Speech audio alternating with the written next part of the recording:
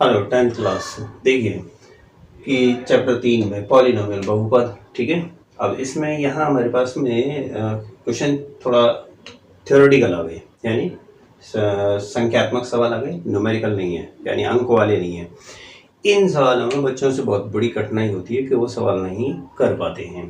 अब यहाँ आपको देखो समझना क्या है, जैसे कि ये क्वेश्चन नंबर 3 है, 2 तक का मैं आपको बता चुका कल। 3 में कह रहा है 2 ऐसे क्रमागत विषम धनात्मक पूर्णांक ज्ञात करो, है ना। अब धनात्मक पूर्णांक, पहले तो एक यहाँ सॉल्यूशन में तीसरे क्वेश्चन का बताता हूँ। पहले सबसे पहले मुझे बताओ पूर्णांक क्या होता है। पूर्णांक क्या होते हैं? पूर्णांक को हम जेड से व्यक्त करते हैं। और दूसरी बात, पूर्णांक में देखो 1 2 3 4 से लेकर अनंत तक, और -1 -2 -3 -4 से अनंत तक, और जीरो भी शामिल होता है। ये सभी पूर्णांक है। अब इनको हम लिखते कैसे हैं भाई? धन के भी होते हैं, ऋण के भी होते हैं, जीरो भी होता है। ये पूर्णांक में सभी संख्याएं होती हैं। अब इसने ये कहा है हमको कि जेड बराबर, अब ये पूर्णांक का चिन्ह जेड होता है, तो इसको ऐसे लिखते हैं, माइनस अनंत से लिखना शुरू करते हैं, और -4 -3 -2 -1 0 1 2 3 4 से लेकर अनंत तक। ये तरीका होता है इसका। पूर्णांक ऐसे लिखे जाते हैं। ऋणात्मक भी पूर्णांक है, ठीक है, धनात्मक भी हैं, और जीरो भी सम्मिलित है। तो ये पूर्णांक हो गई। देखो उसने बोला है कि विषम धनात्मक पूर्णांक। अब धनात्मक चाहिए, कैसे चाहिए? धनात्मक। तो 2 क्रमागत विषम धनात्मक पूर्णांक ज्ञात करने हैं, जिनके वर्गों का योग।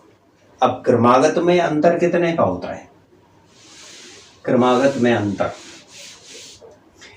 देखो यहां लिखेंगे, क्रमागत माना 2 धनात्मक क्रमागत पूर्णांक कौन कौन से माने?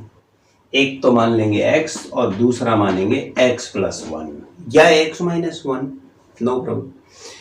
क्योंकि इन दोनों में अंतर कितने का होगा? 1 का। क्यों होगा? जैसे अभी मैंने बोला 1 2 3 4। अब इनमें आपस में बताओ, 1 के बाद 2 में कितने का अंतर है, 2 से 3 में कितने का अंतर है, 3 से 4 में कितने का है, या 4 से 3 में कितने का है, 3 से 2 में कितने का है? 1 का अंतर है ना।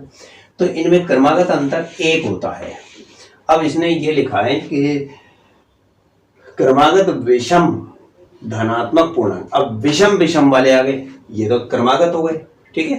अब क्रमागत हो गए, ये तो क्रमागत हो गए, लेकिन अब क्रमागत विषम पूर्णांक यहां बताना।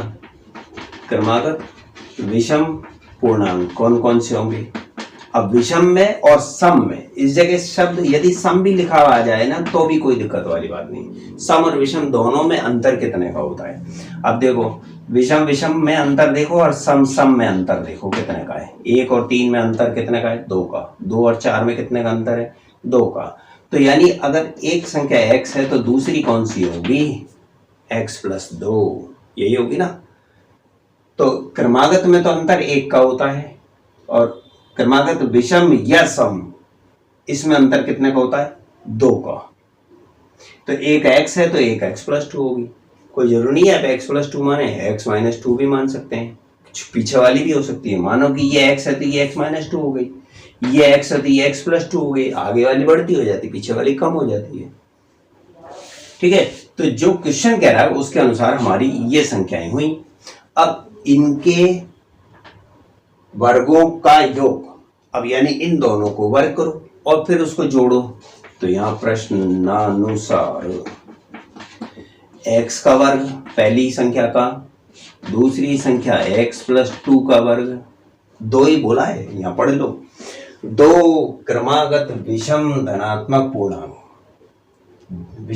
धनात्मक विषम है, ठीक है, 2 है वो भी, तो उनके वर्गों का योग 290 है। तो यहां हम इन दोनों को जोड़ेंगे, बराबर लिखेंगे 290। अब आप इसका वर्ग खोलेंगे तो ये हो गई संख्या x², इसको खोलेंगे ना तो यहाँ लिखोगे x² + 4x और +4, होल स्क्वायर खोल दिया मैंने, और ये 290। अब मैं ये 290 इधर ले आऊंगा और इनको जोड़ता हूँ। पहले ये जुड़ेगा तो 2x² plus 4x plus 4 minus 290 बराबर 0। तो 2x² प्लस 4x माइनस 286 बराबर 0। 4 कम पड़ गए, 2 का भाग दे दो पूरी में, x² प्लस 2x माइनस 1 4 3, 2 का पूरे में भाग दे दिया, यहाँ लिख लेना 2 का भाग देने पर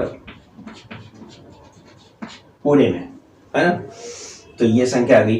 अब इस तरह से मेरे पास में मध्य की संख्या आई 2x, पहली 1x², लास्ट की 143। अब 2x कैसे खंड, 2 कैसे खंड करो 143 गुणा आ जाए, बताओ। 13 11 नहीं होंगे, देखो आप 13 इंटू 11, 13 एकम 13 और 13 और 1 14, हो गया ना 143। तो 13 इंटू 11, तो अब x² plus 13x minus 11x तो माइनस 143। अब आगे की जो दो संख्या है उनमें से x कॉमन, तो x प्लस 13 बचा, बाद की दोनों में से 11 कॉमन आएगा, तो x अंदर का चिन्ह बदल जाएगा प्लस, अब 11 का भाग 143 में देंगे 13 बार जाएगा, ठीक है। इस तरह से x प्लस 13 कॉमन आ जाता है और x माइनस 11 बचता है। फिर यहाँ लिखेंगे हम x प्लस 13 बराबर 0 होने पर x बराबर माइनस 13, और x माइनस 11 बराबर 0 होने पर x बराबर 11। अब उत्तर 2 आए, 2 में से कौन सा उत्तर सही है प्रश्नानुसार, प्लस 11।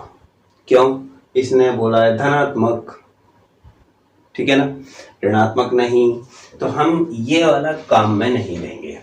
तो यहाँ प्रथम संख्या कौन सी हुई, प्रथम पूर्णांक x बराबर तो 11 हो गई, और द्वितीय पूर्णांक क्या होगा, द्वितीय पूर्णांक x प्लस 2, 11 प्लस 2 बराबर 13।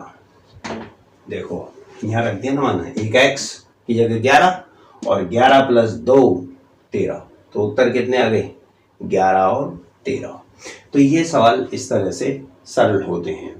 इस सवाल को आप कोशिश करना कैसे कर सकते हो, ऐसे ही मेरे को जरूरत थोड़ी था, आपको मैंने ये जैसे प्रश्न विषम दिया है, आप इसको सम में भी कर सकते थे, सम में कर सकते थे, लेकिन सम में क्या है कि फिर ये वैल्यू वो चेंज देगा हमको, ऐसा नहीं है, कर तो इसी से सकते हैं हम सम और विषम को, लेकिन क्या है यहाँ वैल्यू चेंज होगी, ठीक है।